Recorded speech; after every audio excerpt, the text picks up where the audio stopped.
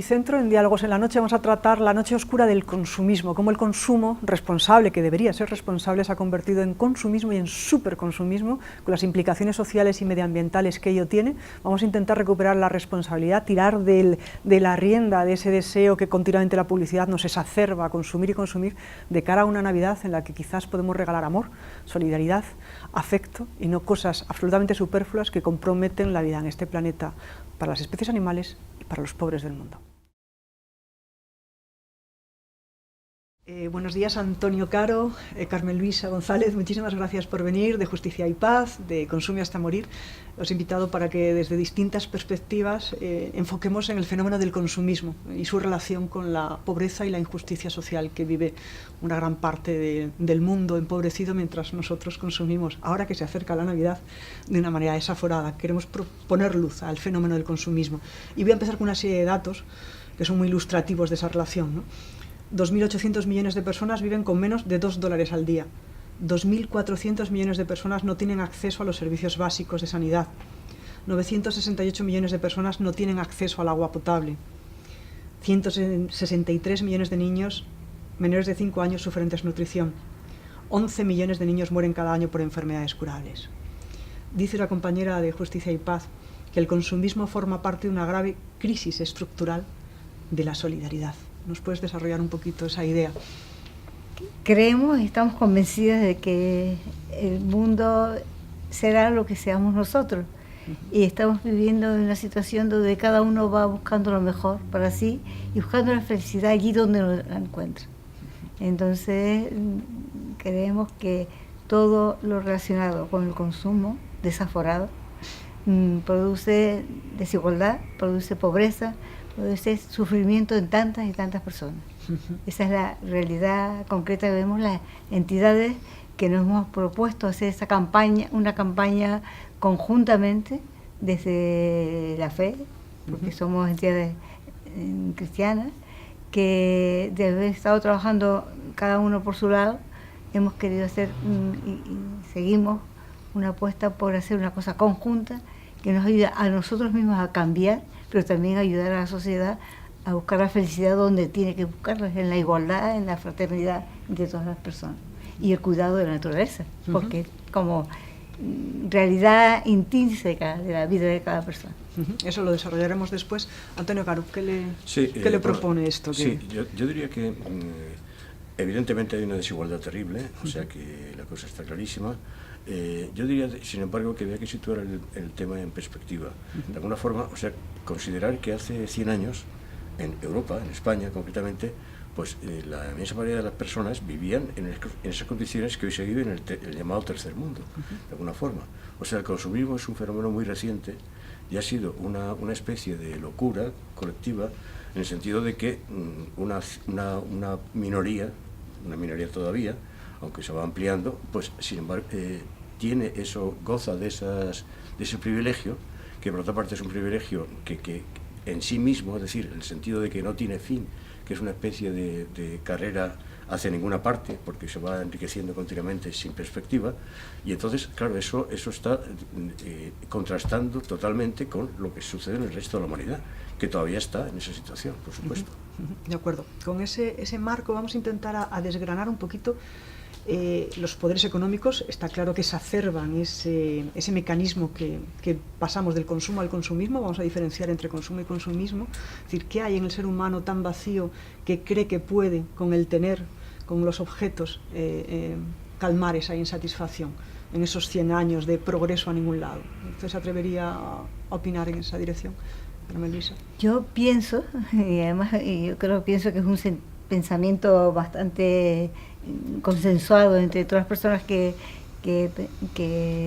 nos damos cuenta que este mundo no va a ninguna parte, que la necesidad de unificar.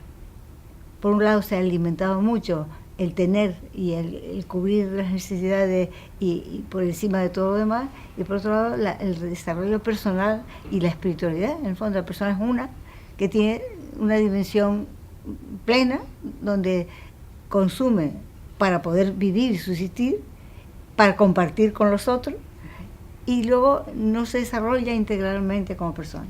O sea, la dignidad de la persona está en el desarrollo integral de toda ella, su capacidad, su inteligencia, sus emociones, sus sentimientos, su compromiso con el entorno. Y eso yo creo que es una de las causas que hace que ese consumo, es decir, lleno mi vacío con cosas de fuera que no me van a llenar el vacío. Antonio. Sí. Yo concretaría un poquito más en el sentido de que para mí ese vacío es un vacío del trabajo. Es decir, cada vez el trabajo productivo, está más vacío de sentido en sí mismo. Y entonces ha habido un mecanismo perverso, por supuesto, y además dirigido por las potencias económicas y por el sistema, entre comillas, que está haciendo que todas las expectativas se concentren en el consumo. Y claro, pues esto da lugar a que casi la única expresión personal que hoy tiene la gente en general es consumir. Y hoy, por ejemplo, estamos viendo en el Black Friday, que es precisamente hoy, pues sin duda ninguna el consumo va a subir, las ventas en general de los comercios van a subir, yo qué sé, un 40% o X. Entonces, claro, hay que ponerse en la piel de esta gente que no tiene otro procedimiento de expresarse que ese. Entonces, ¿qué sucede? Pues que se ha vaciado, el problema está en que se ha vaciado, en mi opinión, el trabajo de sentido. Entonces, se tiende a eso, a compensar ese vacío a través de eso, de un consumismo exacerbado que se convierte, por supuesto, en hiperconsumismo, como dicen los autores, y que es un consumo sin ninguna finalidad, consumo en sí mismo, una manera de autoexpresarse que no tiene fin, que no tiene ni fin ni medida. Yo ahí añado, no solamente es el trabajo, el sentido del trabajo. Sí. Trabajamos lo que nos podemos hacer, tenemos capacidad de elegir el trabajo a que dedico mi tiempo. Pero por otro lado, también las relaciones entre las personas. O sea, se ha vaciado de contenido las relaciones interpersonales, que eso también llenaba muchísimo el tiempo en otro momento. Y justifica un montón de cosas. Yo conozco personas que dicen, salgo a ver escaparates o a comprar porque si no me da una depresión. O sea, ¿por qué? Esa relación que toda persona tiene, la capacidad de relacionarse con los otros y enriquecerse con la conversación de los otros, no se tiene en cuenta. Entonces vamos a darles claves a la gente, a lo mejor hay gente que nos está escuchando y dice, bueno, qué mal hay en que yo me vaya de escaparates o me pase el fin de semana en un centro comercial. Entonces vamos a relacionar, para que se sepa, los impactos sociales y medioambientales que genera el consumismo. Por ejemplo, que yo creo que desde Ecologistas en Acción... Hombre, los impactos sociales y medioambientales son clarísimos, es decir, hoy existe ya una unanimidad científica de que si este consumismo o hiperconsumismo se extiende a toda la humanidad y cada vez más porcentaje de la humanidad está ingresando en estos cauces, pues resulta que el planeta Tierra no tiene capacidad. Es decir, que se plantea una tesitura entre o bien continuar ese proceso sin fin o bien cambiar. Claro, el problema es cómo se cambia la civilización, cómo se cambia el modo de sentir de las personas y cómo se incorporan diferentes valores. Eso tiene que ser lo que algunos llaman una revolución mental, probablemente aparte de económica. O sea, hay que pensar de otra manera para... existen teorías como por ejemplo el decrecimiento, etcétera, etcétera, que van en esa dirección. Es decir, hay que cambiar el modelo si queremos realmente que el consumismo vuelva a ser consumo. Es decir, tenemos que consumir, por supuesto, porque necesitamos vivir. Para consumir es vivir, de alguna forma, por supuesto que sí. Pero claro, el consumo se convierte en consumismo e hiperconsumismo, fin en sí mismo, y claro, eso ya no tiene medida. Es una carrera sin fin, que va hacia el desastre, claramente, humanitario. Vosotros habéis seguramente profundizado mucho en lo que el consumismo produce en los países pobres, ¿no? Porque desde vuestras organizaciones tenéis muchos trabajos de base, ¿no? Pero tienen más capacidad para ir progresando. Esos países que no han llegado, esos colectivos que no han llegado en otros sitios, en Europa, que ayuda a que las personas se sientan felices, se sientan realizadas en la relación con los otros, en hacer un servicio a otras personas y a otros colectivos más débiles, mientras que parece que yo creo que también hay un cambio. Creo que la gente más joven que ha tenido posibilidades de encontrarse con realidades duras y fuertes, donde he visto que personas sin medios han podido salir adelante y son felices. Ayer tuvimos un encuentro con una una indígena de Ecuador que han luchado montones por hacer que no haya una empresa petrolífera en su pueblo y lo han conseguido y se han ayudado para protegerse y para ver a nosotros con una serenidad que no lo tenemos aquí. Yo quería apoyar lo que tú dices en el sentido de que yo precisamente he estado en Ecuador durante los 2 últimos años viviendo gran parte del tiempo. Y en ese sentido pues he tenido contacto, por ejemplo, con cooperativas que bueno, una cooperativa concretamente que lo que está haciendo es ayudar a la gente del entorno a desarrollar pequeños negocios, a desarrollar su vida. Y efectivamente eso para mí es una alternativa importante a ese montaje social en el que estamos metidos, ¿no? Por otra parte, también es claro que la economía solidaria está creciendo. Es decir, hay cada vez más gente joven que está, digamos, harta de esa carrera sin fin, que es el consumismo, y busca alternativas. Y por otra parte, esas alternativas, los medios técnicos empiezan a proporcionarlas. Es decir, el común, el llamado común, etcétera, etcétera, todo esto está haciendo posible que hoy en día ya no haga falta, ya no sea necesario simplemente eso, meterte en una empresa para compensarte a base de consumo, sino que empieza a existir alternativas serias a ese modelo. ¿Como por ejemplo? Como por ejemplo, pues yo diría, pues lo que es en general la economía solidaria.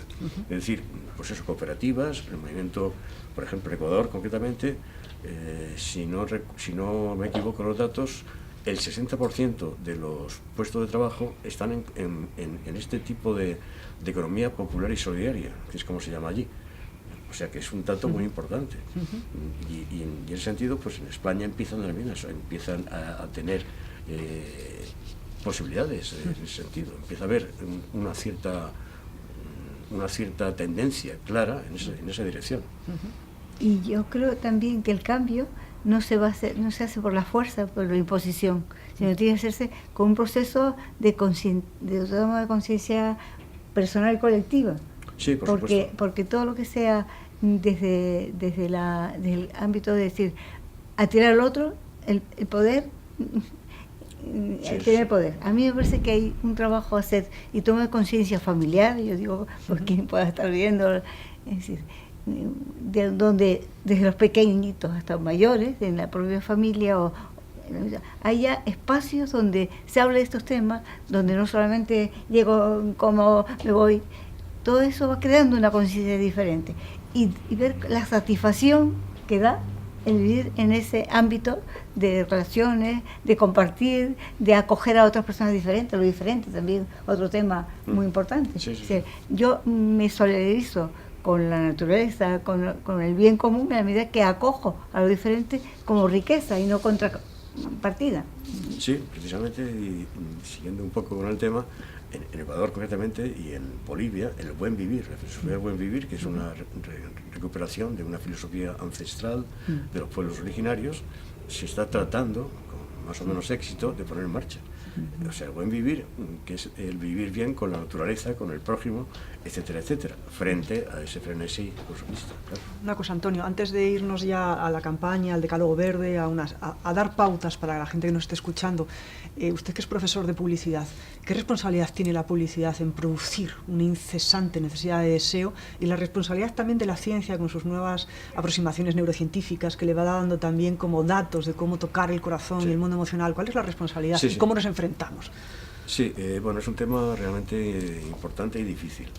La publicidad realmente es un instrumento, es decir, es un procedimiento que se pone al servicio de, es decir, los publicistas o publicitarios pues realmente no tienen ideología propia, están al servicio de lo que le mandan, por decirlo así. En ese sentido, los responsables son los anunciantes, que son los que marcan el camino que debe seguir la publicidad en este caso.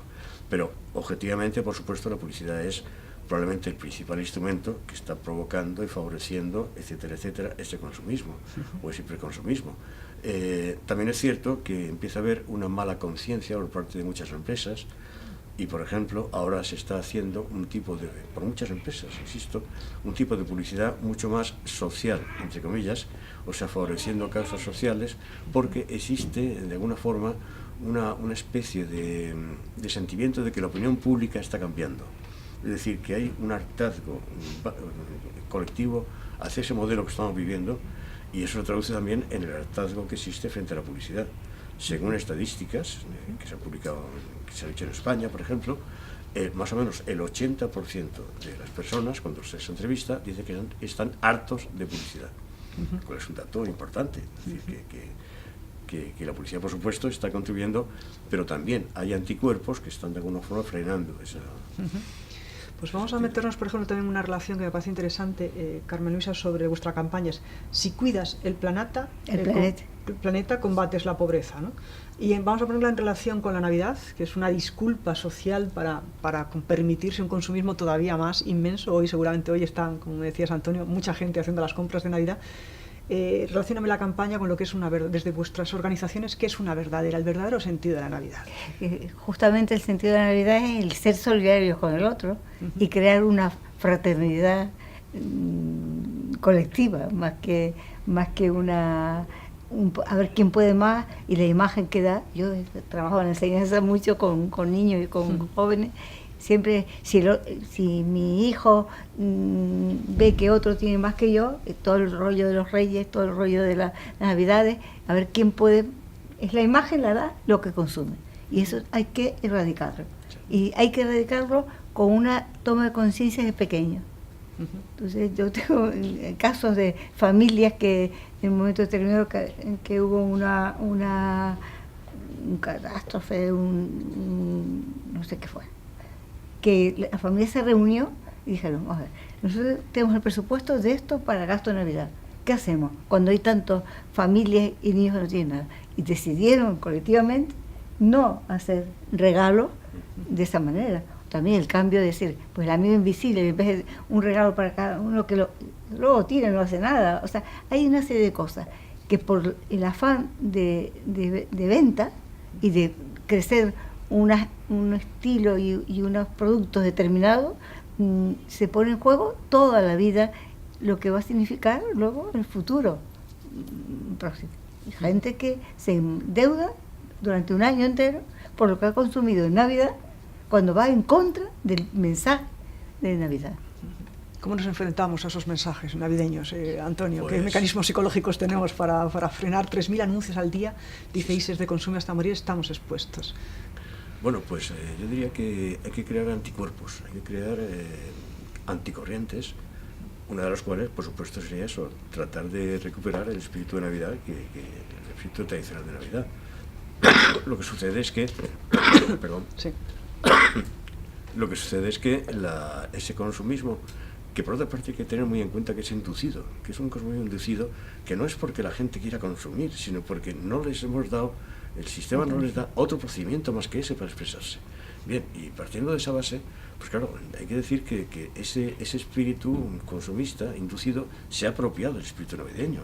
Y entonces, claro, hay que ser casi héroe, como esa familia que tú decías, para decir, no, yo me pongo en contra y recupero ese espíritu que en definitiva yo pienso que de alguna forma, en la medida que se extienda ese movimiento de solidaridad del que estamos hablando antes, etcétera, pues también repercutirá en este sentido.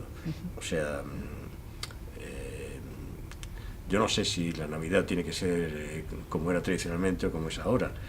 No quiero entrar en temas ya religiosos o cristianos, pero en definitiva, pues es evidente que ese espíritu, esa manera de condicionar al individuo para que se exprese a través del consumo, se ha apropiado clarísimamente del espíritu navideño.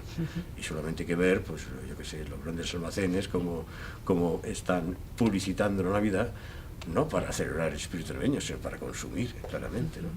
En nombre del espíritu Yo tendría ahí una cuestión, es decir, si no consumimos, la economía no puede seguir adelante. O sea, el sistema económico global es funesto. Claro. Y entonces, o tenemos que ir buscando, yo creo, anticuerpos, decías tú, pero me parecía importante decir, alternativas a esa forma. Tenemos que buscar recursos para vivir dignamente todos, no solo los del primer mundo, no los que tenemos capacidad de acceso, sino todo el mundo. Y para eso hace falta alternativas que sean viables, pero que sean gratificantes para todos. O sea, ese es el tema.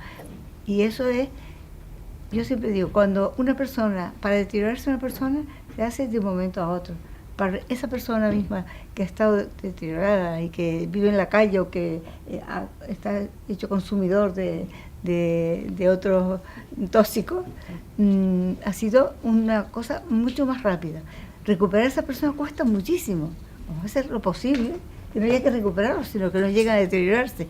Y en esta sociedad de crisis que vivimos, la cantidad de gente que antes emigraban los que no podían tener acceso a una profesión, a otro. Ahora, ¿quiénes están yéndose fuera? Aquellos que han tenido un proceso de formación, de medio de vida que podía ser.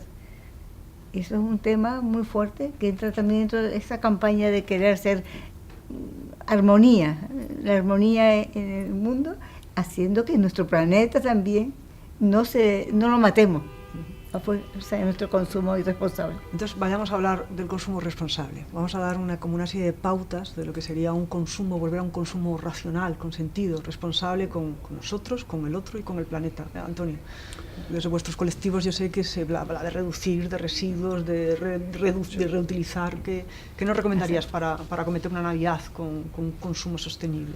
Bueno, pues en primer lugar, extender ese modelo llamado consumo responsable, que en definitiva es eso, aquilatar lo que tú estás, es decir, aquilatar en la medida de lo posible el consumo con relación a las necesidades. Es decir, hay una alternativa muy clara entre consumo referido al deseo. Todos queremos tener un televisor de plasma de no sé cuántas pulgadas, todos queremos ir a no sé qué sitio, etcétera. Pero en definitiva necesitamos todo eso. Pues habría que aquilatar en qué medida necesitamos o no. Pero para mí el problema básico está, el consumo responsable evidentemente es una labor que puede hacer cada individuo, cada familia, cada persona, pero yo creo que lo básico está en tratar de desmontar las bases en las que está basada ese consumismo, ese hiperconsumismo. Es decir, eso para mí es una labor todavía pendiente, precisamente en un artículo que se va a publicar en el Diagonal en el próximo número, pues ya hablo de ese tema. Entonces hace falta un esfuerzo teórico para empezar, para tratar de desmontar el sistema en el que estamos metidos. Si no conseguimos eso, es muy difícil que a través de iniciativas individuales o sociales o colectivas, etcétera, es muy difícil que esto se desmonte, porque habría que ir a las raíces, pienso yo, a tratar de ver en qué medida las expectativas individuales y colectivas se han concentrado en el consumo, que se convierte en consumismo, claro. Ese es el problema. Desde vuestra campaña, ¿alguna recomendación? Estamos con el tema del decálogo y justamente vive simplemente. El tema segundo, justamente en este Adviento de Navidad, está dice, redescubrir y valorar la simplicidad en tu propia vida. Y mi propia vida es la vida de mi familia, la vida de mi compañero de trabajo, y eso se hace no de manera de imposición, sino viendo que la alegría es lo que nos va a hacer desarrollar en plenitud. Y muchas veces gente vive triste por no poder consumir. O sea que hay un tema que está tan introducido en nuestra forma de vivir, en nuestra forma de ser, que no somos felices si no tenemos todo, aunque después no lo utilicemos. El niño que le regalan no sé cuántas cosas, deja todo lo demás y coge un palo y empieza a hacer de caballito con el perro. No es que los niños no nacen ya con esa tendencia, tenemos los mayores que queremos aparentar más que ser. Buscar el ser por encima del aparentar y incluso encima del hacer.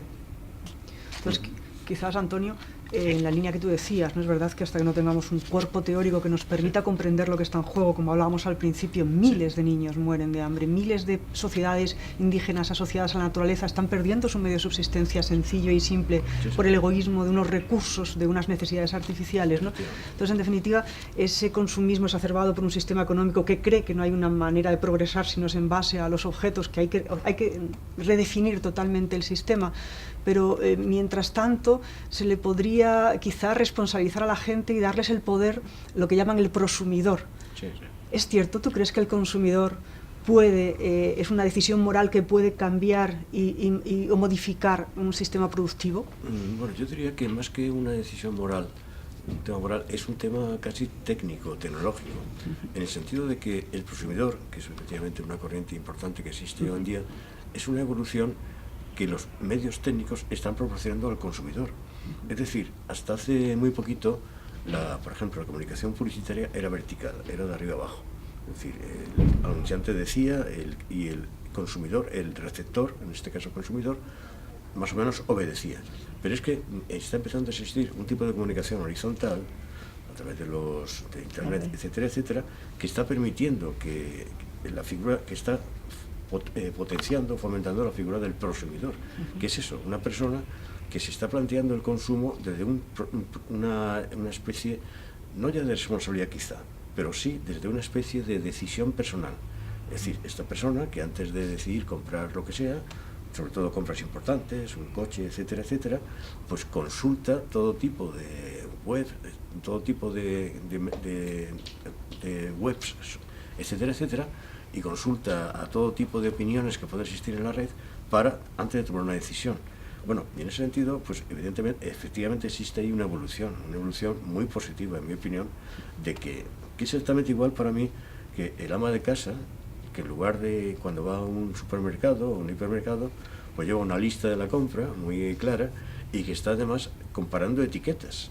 Es decir, el auge, por ejemplo, de las marcas blancas, las llamadas marcas blancas, pues en definitiva se descubre el truco de que una marca de fábrica vale más que una marca blanca por la marca en sí misma. Bueno, pues entonces llega esta señora y lo que hace es comparar los componentes. Bueno, pues esto es igual que esto y cuesta más barato. Pues compro esto. Así de sencillo, ¿no? Y en ese sentido, yo diría que sí, que está empezando, bueno, está existiendo ya una fuerte conciencia del consumidor que de alguna forma se opone a todo ese frenesí consumista, ¿no?, que estamos viviendo y que el sistema nos inculca. Pues también hay dos formas. Cambia ese comportamiento, porque luego ¿en qué empleo lo que me ahorro de eso? Sí, trae consigo también. Pues sí, sí. No lo gasto en esto, pero después me hago unos grandes viajes y luego uno con la naturaleza cercana. Eso también, sí es posible. Hay una serie, es muy complejo, pero yo creo que es posible y que yo creo que cualquier actitud o cambio de actitud tiene que llevar no solamente es la cabeza, tiene que cambiar mucho, pero también mi corazón. O sea, si yo a la otra persona, a eso lo considero mi hermano, alguien de mí que tengo, yo no puedo estar gastando y consumiendo demasiado exageradamente cuando hay otros que no tienen posibilidad ni de comer ni de vivir dignamente. Ese es un tema que interrelación entre uno y otro. Pues yo creo que como para cerrar podemos recordar también lo que decía Gandhi en esa dirección, ¿no? Es decir, quien toma más de lo que necesita impide al prójimo tener su dosis mínima, ¿no? Entonces, bueno, que cada uno haga su propia reflexión, mientras conseguimos hacer una reflexión a nivel sistémico, que cada uno haga su reflexión de lo que está en juego. Hay muchísimo sufrimiento en este momento en una gran parte del planeta. Yo creo que un consumo consciente y responsable forma parte de nuestra responsabilidad como ciudadanos. Y bueno, pues intentemos que este pequeño diálogo sobre la enfermedad del consumismo, los poderes que están detrás, empujándonos a un consumismo que no nos hace felices, como decía Carmen Luisa, tengamos la capacidad de encontrar esa felicidad que decían los filósofos, la eudomanía, ¿no?, la que depende de lo que tú pones en la vida en vez de qué es lo que coges, ¿no? Y pues muchísimas gracias. Eso es posible. Eso es posible. Yo creo que sí, dejemos un mensaje de Navidad. De que es posible y nos hará felices, que en el fondo todos tendemos a ser más felices y vivir en armonía con la sociedad, con el compañero y con la naturaleza. Apoyando tus palabras, si conseguimos convencer de que el consumismo es una enfermedad, como tú has dicho antes, habremos progresado muchísimo, sin duda ninguna. Muchísimas gracias a los dos por venir.